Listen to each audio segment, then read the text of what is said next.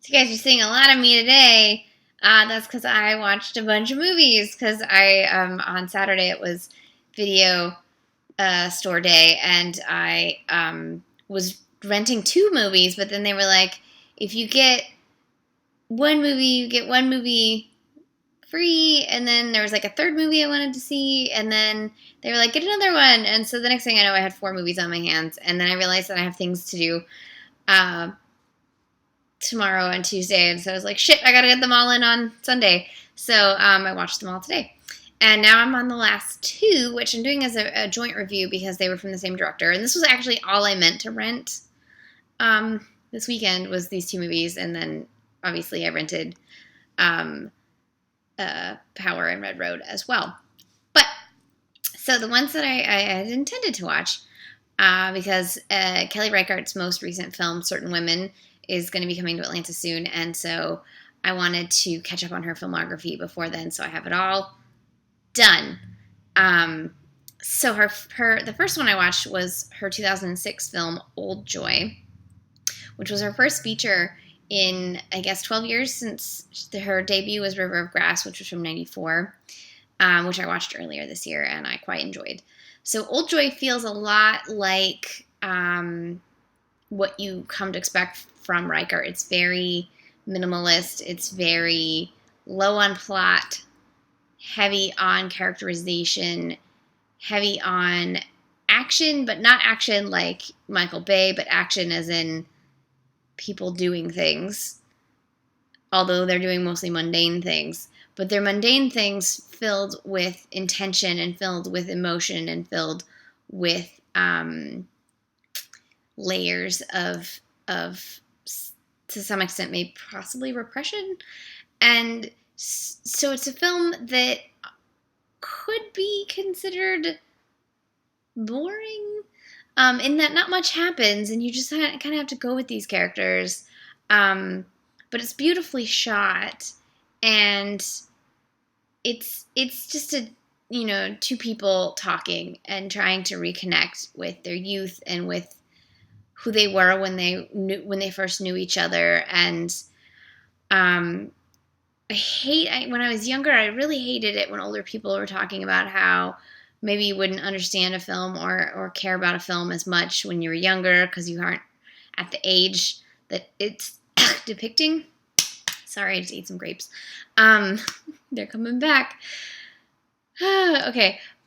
But I gotta admit, this is one of these films where if I had seen it when I was younger, I would have been like, old people, why are you so upset? And now I'm like looking at it and I'm like, yeah, I feel this. And I feel that sort of longing for your youth. And I mean, I'm still young, I'm 30, but like 30 is 10 years after 20. And 20 was really when I remember being the most happy. So, well, and miserable, but everything is so heightened when you're that age, and this film is sort of talking about trying to keep that feeling and how hard that is as an adult, and how different things come into your life and they change you, and you don't know, like, next thing you know, you've changed and you're not sure if that's where you even want to be, but you also aren't sure if you want to be where you were, and this is where these two characters find themselves. Are either of them ever going to be happy? Is anyone ever happy? I don't know. It's what, who knows? So, and then both of these films had had classic Kelly Reichardt endings that aren't really endings. So if you don't like non-endings, then whoops. So the other film was 2014's Night Moves, which is probably her most, I don't know if it's her highest budget, but it feels like her highest budget film, and it had the most, like, name actors in it. And they're all, like, indie level, actors, but they're all people that, like, I recognize you.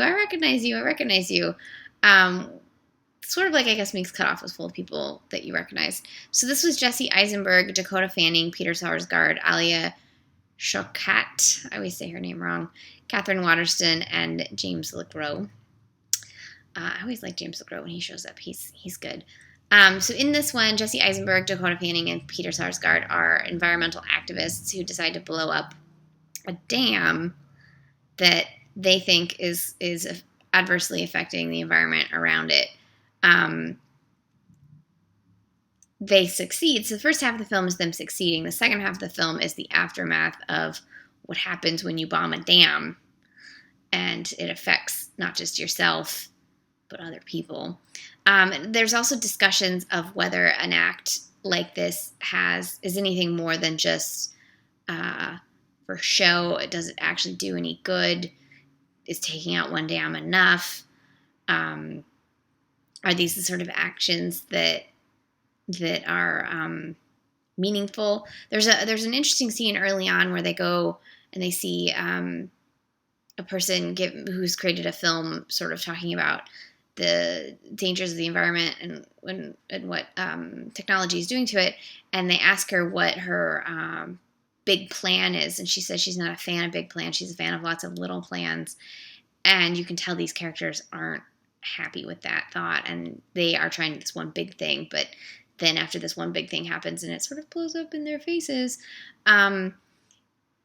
maybe they're realizing that, whoops, they should have had a bunch of little plans. It also, I enjoy Reichardt because she really showcases Oregon well. I was actually born in Oregon, born and raised completely in California, but on the border, and I've been to Southern Oregon many times. And this one was supposed to be around Ashland, which is like the nice part of Southern Oregon. And the part of Southern Oregon that I used to visit all the time is the crappy part of Southern Oregon. But I liked how everybody in this film really looked like people from Southern Oregon. I was like, yes, this looks right. Probably because she filmed it in Southern Oregon. Much like Meek's Cutoff, which could have been filmed in my backyard, because I swear, watching that movie, I was like, that's the field I played in as a kid. Because Southern Oregon, Northern California, that border area, they all look the same. So this is a slow build thriller.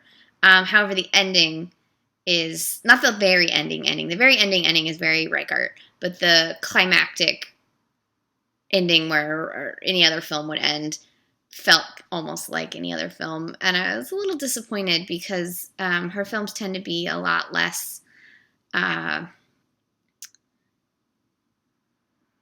final, I guess. And so having this big action happen, I don't want to spoil it, but this big action happening at the ending didn't feel like her style the way it just didn't really fit for me, which, it's the same writer and co-writer and everything that she often works with, Jonathan Raymond. So they came to this on their own, I guess, but it didn't really feel as natural as most of her films feel.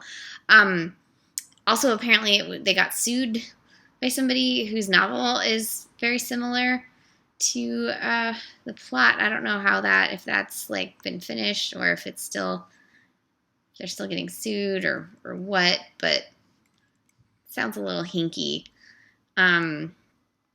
There's some shots that are beautifully composed throughout this film that I quite enjoyed. Yeah, so this is maybe my least favorite of her films. Everyone's good in it, but it just didn't, I don't know.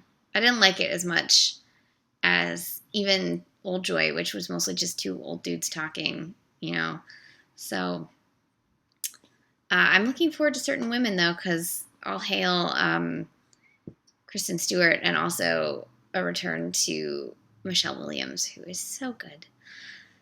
So good. So anyways, this was Kelly Reichardt's Old Joy from 2006 and Night Moves from 2014. You can get them on DVD. Check them out before Certain Women comes out. Really, you should see all of her films. She is, at the very least, one of the most distinctive American filmmakers currently working, and she has a style that is all her own.